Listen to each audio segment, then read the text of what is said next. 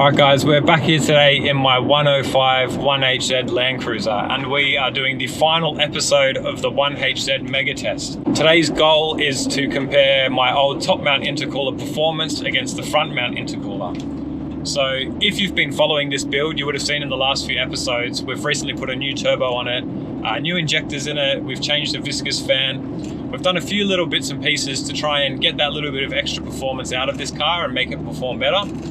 I think the results so far have been great. I'm going to put a link here to show the whole build series. And today we're going to do our usual performance back-to-back testing to see how the new intercooler fares. So I've had this car for just on a year now.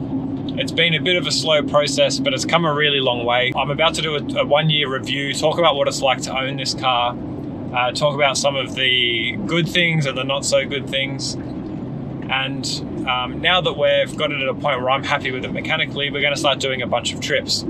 So I'm going to run like a mini series called Overnighters, and the purpose of that is we're going to go to camping and four-wheel drive locations within about 2 hours of Sydney. So somewhere you can finish up work on a Friday, maybe duck off a couple hours early. You can get to your campsite, you can set up, you can enjoy all the nice things that being out away from the city has to offer, and we'll do a day of four-wheel driving, or there'll be something in there and we'll just showcase what we think are the best picks, and maybe even some that aren't so good. We've put together a good list, so we'll try and keep a nice consistent run of that going. But for now, I'm going to go fill up the tanks. We're going to go out to the highway and we're going to see how our EGTs measure, how our fuel consumption's measuring, and of course I want to run my 0 to 100 to see how much this rocket is moving.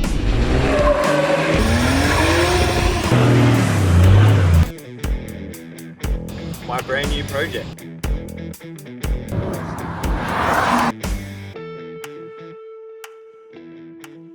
So before we get too deep into this, I thought I'd just give some opinions on how the car is going since I've done the intercooler. I actually took it down about 3.5 hours south from my place with the boat on the back, which weighs right on about a ton, maybe a touch more. And the drivability is so much better. The whole way down, I was just so pleased with the way it was driving. We never went over our EGT alarm. There's a few spots where you sort of roll off the speed limit, but overall, it's just driving so nicely. The new intercooler, we haven't obviously measured anything yet, but the general feel of it, it's interesting. The turbo sounds like it's got a little bit noisier, like it seems happier to wind up and run. I haven't really paid attention to the EGTs, but the car just feels very smooth, and it feels like the power is just coming on a little bit easier. So I'm really interested to see how it looks once we've measured on the highway and see whether there's any difference. Okay guys, so the goal remains the same for me today. We're going to keep this video short and sweet. So once we get onto the highway, I'm just going to show how we go rolling onto the speed limit. We'll generally keep it between 100 and 110 like we usually do. And I'll just document a couple of the hills that we always do. And I'll probably do a side-by-side on our very first run versus this one. The GoPro is overheating a little bit. It's a bit hotter today, so you might get lucky and see a little less of my ugly mug. So we're rolling onto the highway now. We start at about 80 k's an hour at this point. And as always, I'm not going to try and fly to the speed limit, but we just want to roll on and get there in a nice pace. So EGT's about 330. We're picking up speed nice. I've sort of got someone in the right lane that's slowing me down here. If I roll on the throttle, you can just see those EGTs. I mean, 400 degrees isn't even a thing now. We're already doing 110, so the roll onto the power just feels much nicer. So I'll see you guys at the next hill. Okay, so we're on our way down the Big Dipper. This is our first hill. So rolling down it, we're doing the speed limit at the moment, we're doing 110. So as usual, we'll do our best to maintain the speed limit. So it's really interesting to note here that our intake temps are almost 10 degrees higher in our current test.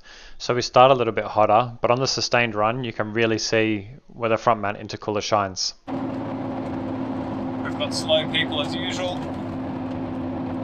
So I'm going to try not to use overdrive. You can see there, our boost is still a little bit lower. I'd like to get it around 14. I think when we get to the tune, we'll do that and see how it helps. But EGTs are creeping up much slower than what they used to.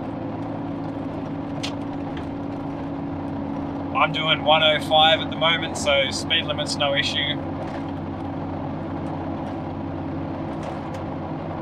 And I will do a side-by-side comparison. So I'm just going to have two of the gauge side-by-side and mention which one's old and which one's new. We're down to 100 k's an hour, 98. But that's us in and out of the first hill, so I'll see you at the next one. Okay, I've skipped a couple of the smaller hills because they just feel so inconsequential these days, but I've just gone over the Joel's Bridge. This is a very small gradual slope, but it's just to show you what I mean, that we're still doing the speed limit here and EGTs just did nothing. We're rolling over the hills much more effortlessly. We're very close to the Brooklyn Bridge, so I'll be back with you guys in a second. Okay, we're just coming across the Brooklyn Bridge now, and again it's worth noting our intake temps are a little bit higher than what they were the last couple of tests. Today's just a hotter day, so if anything we're probably at a little bit of a disadvantage with this setup, but we're on our way up now. We're doing 110 again, so we'll just keep an eye on those EGTs, we'll keep an eye on the boost, see how the car behaves. In terms of drivability itself, I'm like just rolling on the throttle.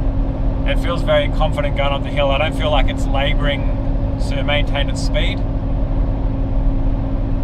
And again, I'll run EGTs side by side.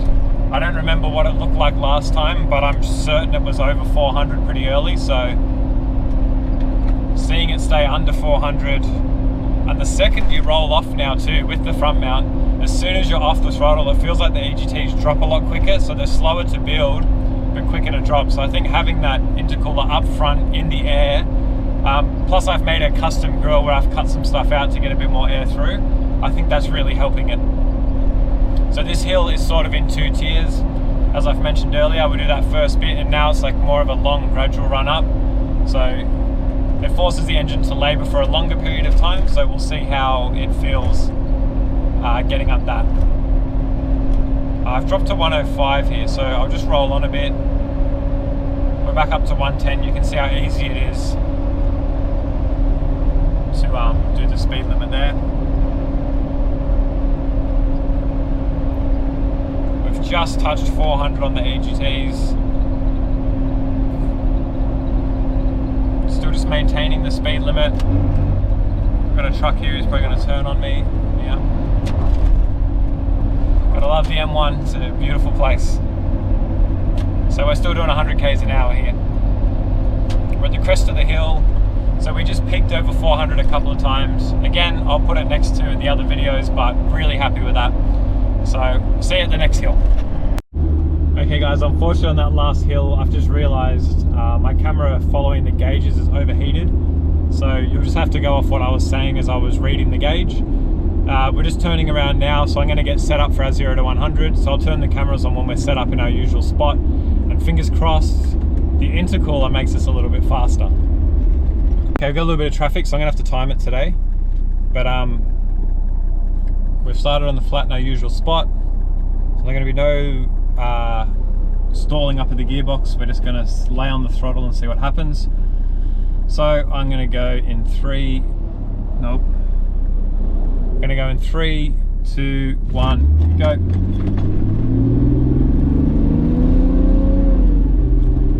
Oh, it almost felt like a little bit of pull in between gears there, which doesn't usually happen.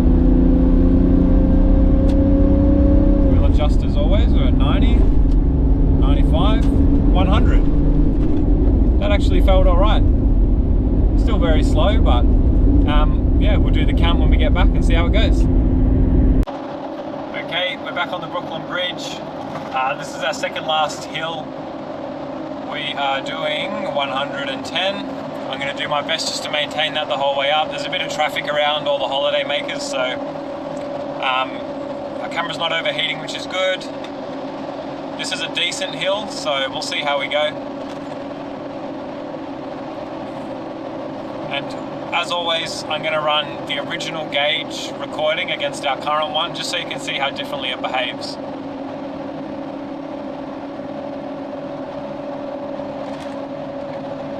So I'm stood on 110. Now this hill does change to 100 zone, so I will be slowing down to 100 when we get to that, but at the moment we're still maintaining 110. Okay, it's 100 here, so we're back down to 100. Our EGTs are still looking good. I think something I find really exciting was I had a quick review of the footage of that 0 to 100. Regardless of how quick we're getting there, last time we were setting the alarm off. This time we were about 150 degrees cooler, which in anyone's language has to be a good thing. So very happy with that. And I'll have a look against the top mount intercooler and see what sort of difference we had again. Okay, so we're up the first part of that hill. EGTs are still very reasonable. We're still on the speed limit. There's obviously a part 2 to this hill. It looks like nothing's overheated yet. The cameras are overheating. I thought the car was what I'd have to worry about, but it seems to be the cameras.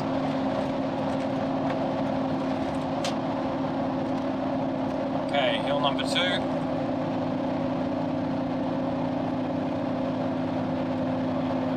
Pretty much on 100. Maybe a little bit over, but we'll just roll that off a bit.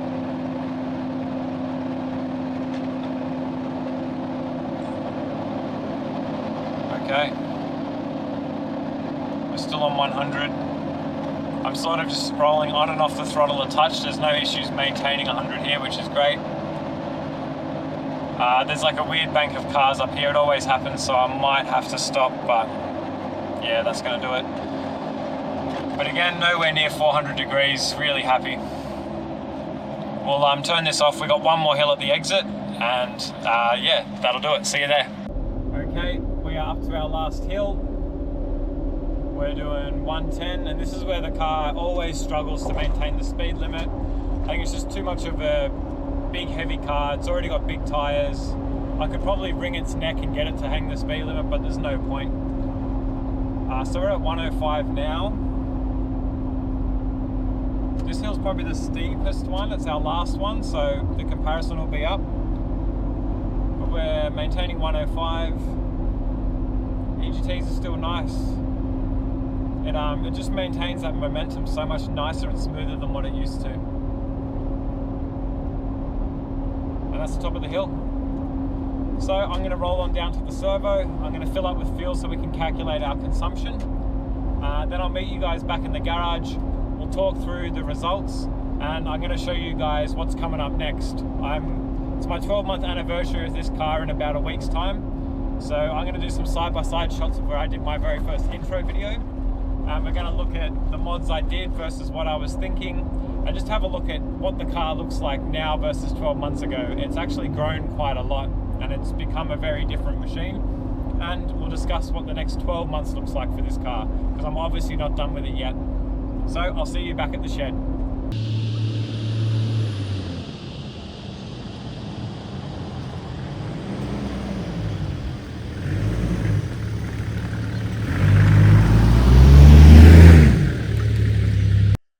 Alright guys, so there's a lot to cap off after that last video, so I've written myself some notes just so I don't miss anything.